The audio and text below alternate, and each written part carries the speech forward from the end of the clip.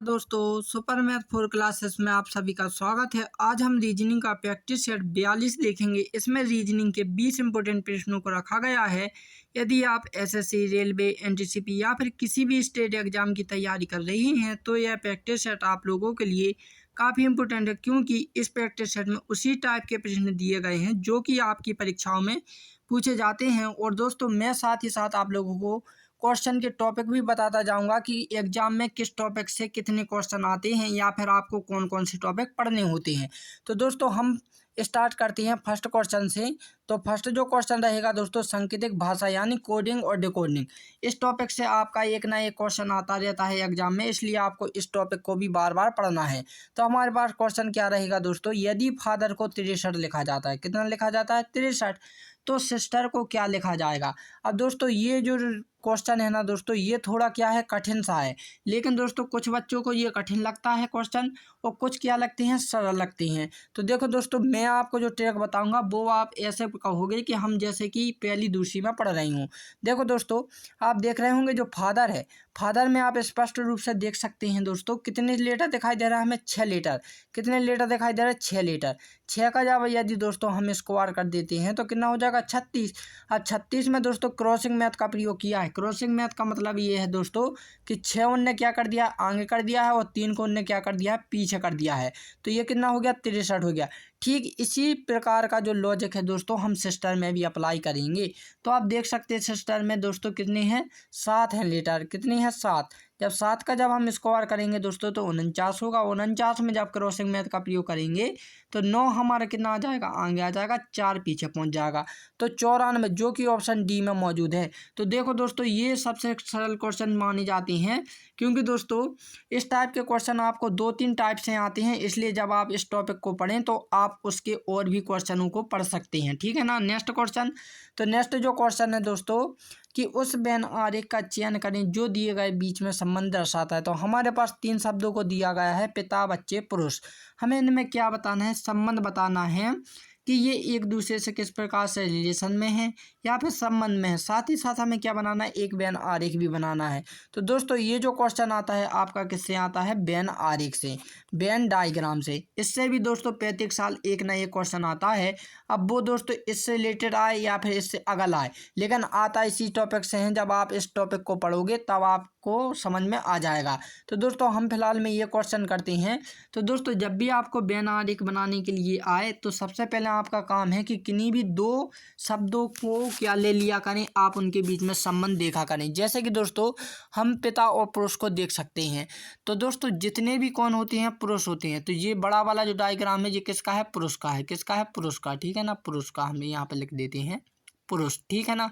अब दोस्तों जितने भी जो पुरुष होते हैं, कौन होते हैं, पुरुष, वो सभी के सभी कौन होते हैं, पिता होते हैं। कौन होते हैं, पिता, पिता होते हैं। अब हमारे पास बचा क्या दोस्तों, बच्चा। तो बच्चे हैं दोस्तों, बच्चे का संबंध आपको पिता से भी देखना है और किससे देखना है, पुरुष से भी देखना है। अब देखो दोस्तों जो पिता और पुरुष है इन दोनों में कोई भी क्या संबंध नहीं होता है। बच्चे दोस्तों कभी पिता नहीं हो सकते हैं और पिता दोस्तों कभी बच्चे भी नहीं हो सकते। अब ये मत बोलना कि जो दादा होंगे हमारे उनके तो बच्चे ही होंगे। तो दोस्तों इस प्रकार से हम ये भी तो कह सकते हैं कि जो बच्चे हैं वो आगे चलकर पिता भी बन सकते हैं। बन सकते हैं कि नहीं, लेकिन दोस्तों हमें किसके अकॉर्डिंग देना है, ये कौन, इसका आंसर क्वेश्चन के माध्यम से। तो देखो दोस्तों इसमें ये होगा पुरुष। तो पुरुष दोस्तों, पुरुष भी सभी नहीं होंगे। पुरुष में भी दोस्तों जो बच्चे रहेंगे तो जरूरी नहीं है दोस्तों वो केवल से केवल पुरुष ही हों बच्चे, कुछ महिलाएं भी बच्ची होते हैं, आपको ध्यान होना चाहिए। तो इसका जो डायग्राम होगा दोस्तों वो पुरुष से इस टाइप से कट जाएगा, ठीक है ना। किसका, बच्चों का। किस टाइप से कट जाएगा, इस टाइप से, ठीक है ना। क्योंकि दोस्तों यहाँ पर देखो ये कुछ पुरुष हो जाएंगे बच्चे और यहाँ पर कुछ क्या हो जाएंगे, महिलाएं भी बच्चे हो जाएंगी। तो दोस्तों ये जो क्वेश्चन आएगा वेन आरेख से, तो इसका जो राइट आंसर होगा दोस्तों वो होगा हमारा कौन सा, ऑप्शन बी। कौन सा होगा, ऑप्शन बी इसका राइट आंसर हो जाएगा। नेक्स्ट क्वेश्चन, तो नेक्स्ट क्वेश्चन है दोस्तों रक्त संबंध यानी ब्लड रिलेशन से, इससे भी आपको 2-3 टाइप के क्वेश्चन आते हैं। जब आप टॉपिक पढ़ोगे तब आपको समझ में आ जाएगा। मैं इस टॉपिक को आपको इसलिए दे रहा हूं दोस्तों, क्योंकि दोस्तों मैं आपको केवल से केवल इस सेट में एक ही क्वेश्चन बताऊंगा, लेकिन दोस्तों जब आप टॉपिक पढ़ोगे ना दोस्तों, तो रिलेशन से संबंधित ही आपको 5-6 टाइप के क्वेश्चन या फिर 5-6 टाइप के क्वेश्चन आते हैं, ठीक है ना, माने अलग अलग डिग्री के आते हैं। तो आपको वो टॉपिक पढ़ोगे तब आपकी समझ में आ जाएगा। तो हमारे पास जो रहेगा दोस्तों कि आपके बहन की मम्मी की भाई की पत्नी की बेटी की दादी आपकी कौन लगेगी। अब देखो दोस्तों, इसमें आप ज़्यादा अपना दिमाग मत चलाना, क्योंकि दोस्तों यदि आप ज़्यादा सोचोगे, जितना सोचोगे दोस्तों उतना ही आप इस क्वेश्चन में उलझ जाओगे। इसलिए दोस्तों आपको बिल्कुल शांति से सोचना है, और किसे मान कर सोचना है, हमको मान कर सोचना है, स्वयं को मान कर सोचना है, और अपने परिवार को माध्यम करके सोचना है। जैसे कि दोस्तों आप अपने परिवार में हैं, और कौन है, आप हैं, ठीक, स्वयं है। तो ये कौन है, आप है। अब आपकी जो बहन है दोस्तों, तो ये तो क्वेश्चन में ही पता चला है कि ये हमारी बहन है। तो बहन की मम्मी दोस्तों हमारी भी कौन होंगी, मम्मी ही होंगी। अब मम्मी का भाई दोस्तों हमारा कौन होगा, मामा जी होंगे। अब मामा जी की पत्नी कौन होंगी दोस्तों, वो होंगी हमारी मामी। और मामी की बेटी जो होती हैं दोस्तों, वो होती है हमारी कौन, बहन। कौन होती है, बहन।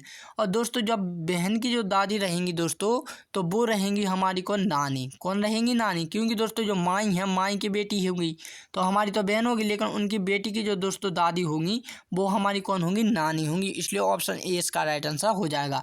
मुझे उम्मीद है कि आपको ये क्वेश्चन पसंद आया होगा। नेक्स्ट क्वेश्चन, तो नेक्स्ट जो क्वेश्चन है दोस्तों कि एक दिन में घड़ी की सुइयां एक दूसरे के ऊपर कुल कितनी बार होती हैं। तो देखो दोस्तों, आपने कभी भी घड़ी देखी होगी। पहले तो मैं डायग्राम बना देता हूँ आपको। ये क्या है, डायग्राम।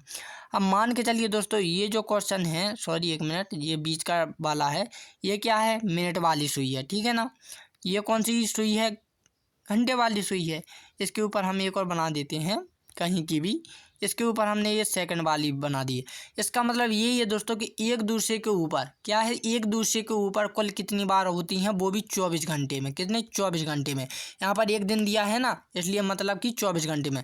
24 घंटे में दोस्तों घड़ी में तीनों सुइयां एक दूसरे के ऊपर कितनी बार होती हैं, ये हमें बताना है क्वेश्चन में।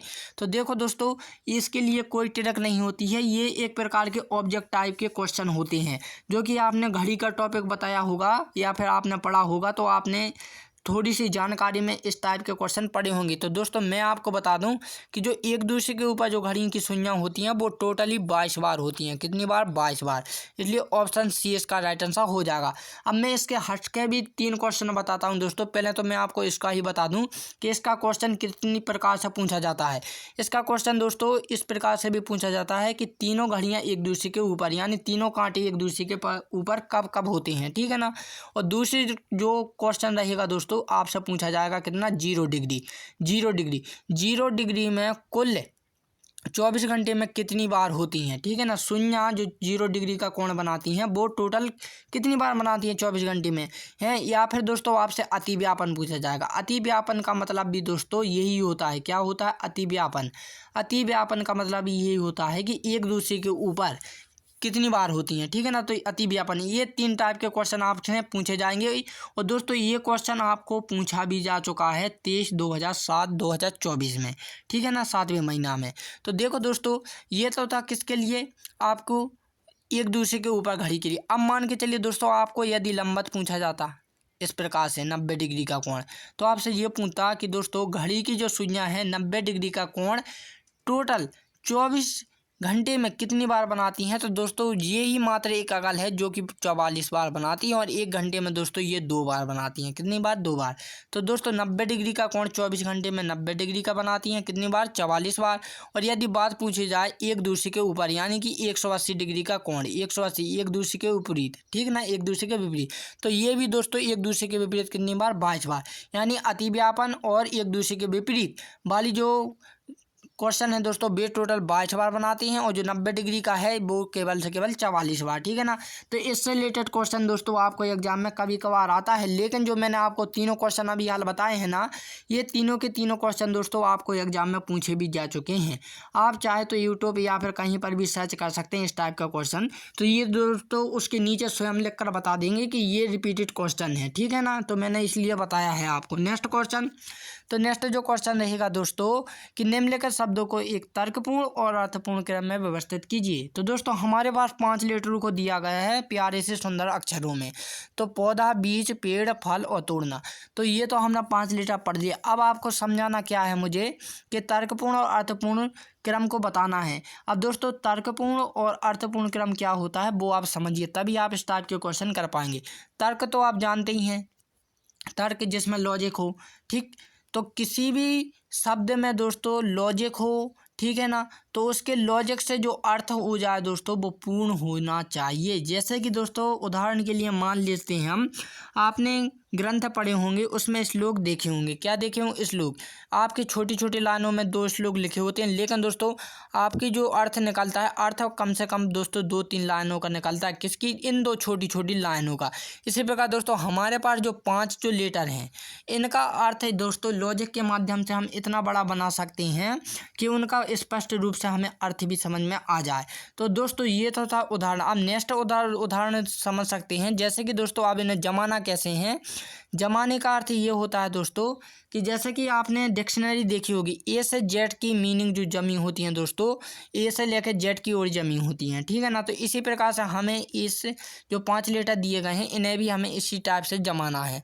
तो अब यहाँ पर देख रहे होंगे दोस्तों क्या हमारे पास सबसे पहले किससे आया है। पहले तो आप शब्दों को पढ़ा कर नहीं कि दरअसल ये नेचर पर हैं या फिर किसी व्यक्ति पर हैं या फिर किसी भी गैलेक्सी में या फिर किस टाइप से हैं, ठीक है ना। क्या जंगल के ऊपर से हैं या फिर जानवरों के ऊपर से या पुरुषों के ऊपर से।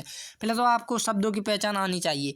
तो जो पौधा, बीज और पेड़ और ये फल, ठीक है ना, ये किससे हैं? प्रकृति से संबंधित, यानी पेड़ पौधों या जंगलों से संबंधित हैं, ठीक है ना। तोड़ना भी लगभग उसी से संबंधित, यानी पांचों के पांचों दोस्तों नेचर से संबंधित हैं। किससे हैं? प्रकृति से, यानी पेड़ पौधों से संबंधित हैं।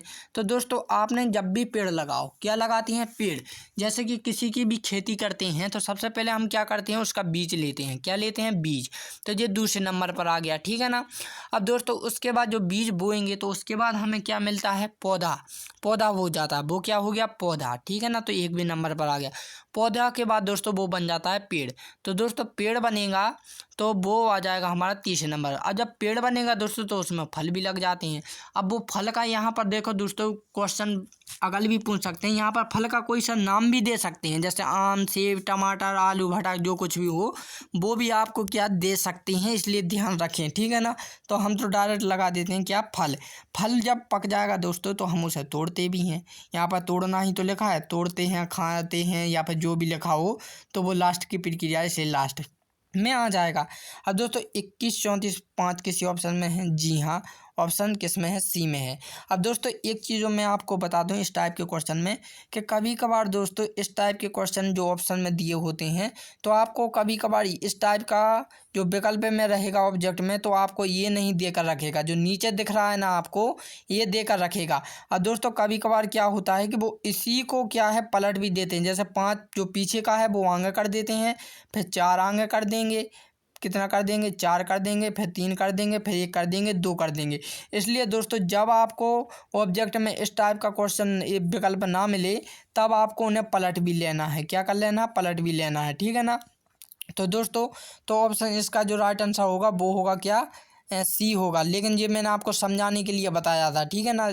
आपको 2 नहीं देकर रखेंगे, या तो आपको ये देकर रखेगा या फिर आपको ये वाला देकर रखेगा, ठीक है ना। दोनों के दोनों ऑब्जेक्ट में नहीं आएंगे, इस चीज़ का आप ध्यान रखें। तो दोस्तों ये जो क्वेश्चन आता है शब्दों का तार्किक क्रम यानी लॉजिकल सीक्वेंस ऑफ वर्ड, तो दोस्तों इससे भी आपको प्रत्येक एक ना एक क्वेश्चन आता रहता है, तो आप ध्यान रखें। नेक्स्ट क्वेश्चन, तो नेक्स्ट क्वेश्चन है दोस्तों निम्न में लुप्त संख्या ज्ञात कीजिए। तो यहाँ पर दोस्तों एक सुंदर सी टेबल दिखाई दे रही होंगी जिसमें सुंदर सुंदर से क्या है शब्द माने लेटर भी डाले गए हैं। तो यहाँ पर देखो दोस्तों जो नंबर है, नंबर में हमें समझ में आ रहा होगा कि इसमें एक क्वेश्चन मार्क भी देकर रखा है जो रेड कलर में है। तो अब दोस्तों कुछ बच्चे ऐसे होते हैं जो शायद पहली बार देख रहे हों इस वीडियो को या फिर इस टाइप के क्वेश्चन पहली बार कर रही हूँ, तो उन्हें क्या पता होता है कि इस टाइप के क्वेश्चन हम कहाँ से शुरू करें और कहाँ ख़त्म करें। तो देखो दोस्तों जो शुरू करने की प्रक्रिया है और ख़त्म करने की प्रक्रिया है वो आप स्पष्ट रूप से समझिए।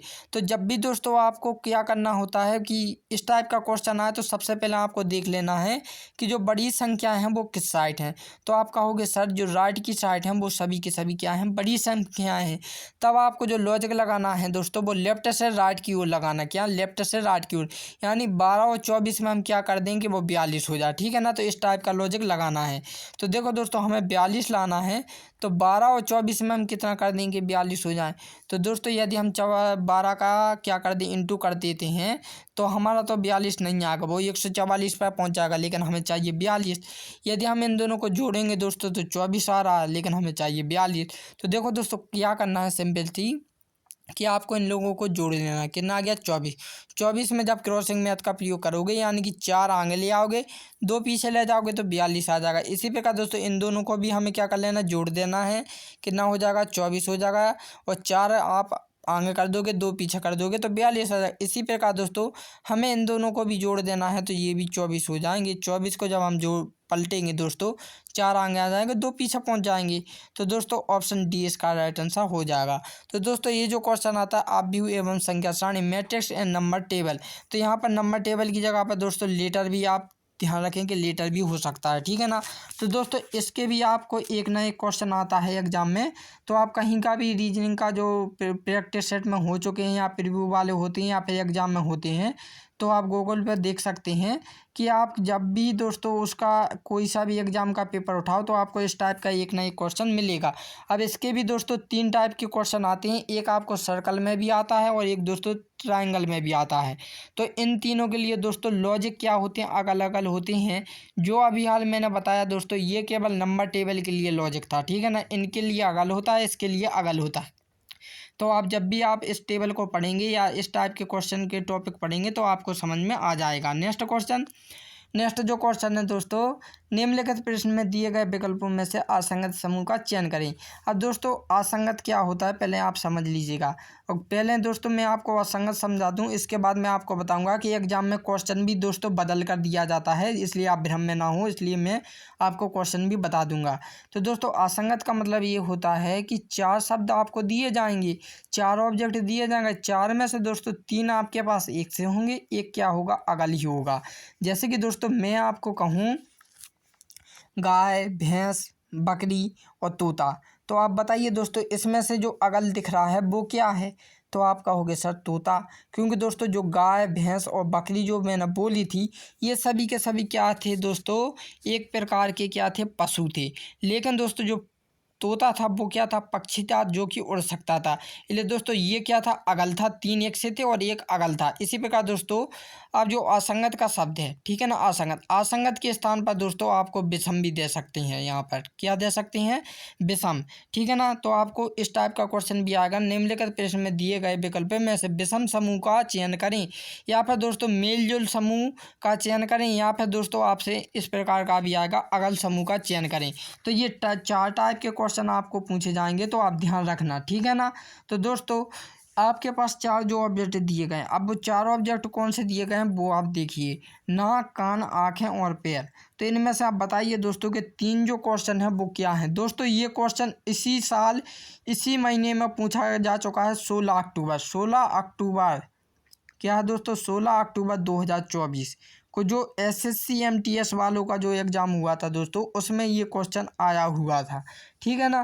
तो दोस्तों नाक, कान, आँखें और पैर, इनमें से आप बताइए दोस्तों मुझे कि अगर आपको क्या दिख रहा है। तो आप कहोगे सर पैर। अब क्यों, अब देखो मैं लॉजिक बताता हूँ। जो कान है दोस्तों, कान, ठीक है ना, कान, और जो नाक है नाक, और जो आँखें हैं क्या हैं दोस्तों, आँखें। तो ये सभी के सभी दोस्तों ये सिर के ऊपर के हिस्से हैं, क्या हैं, सिर के, यानी कि ये सिर के ही हिस्से हैं। लेकिन जो पैर है दोस्तों वो नीचे यानी अगल हिस्सा है, ठीक है ना। इसलिए दोस्तों पैर इसका राइट आंसर हो गया है। क्या हो गया, राइट आंसर हो गया। जैसे कि दोस्तों अब मैं आपसे पूछूं सेकंड और समय। तो दोस्तों जो सेकंड, मिनट और समय है ये क्या है, समय की यूनिट है, इसलिए ये 3 एक सा हो जाएगा। और दोस्तों ये जो अगल हो जाएगा इसका कैलेंडर, ठीक है ना, कोई भी ऑप्शन हो अगल तो वो कैलेंडर हो जाए। इसी प्रकार दोस्तों ये एक प्रकार की जो 3 जो है नाक, कान, आँख है, ये एक प्रकार का सिर की यूनिट है। लेकिन जो पैर था दोस्तों वो पैर का ही है, यानी कि घुटने का है, यानी धड़ का था, ठीक है ना।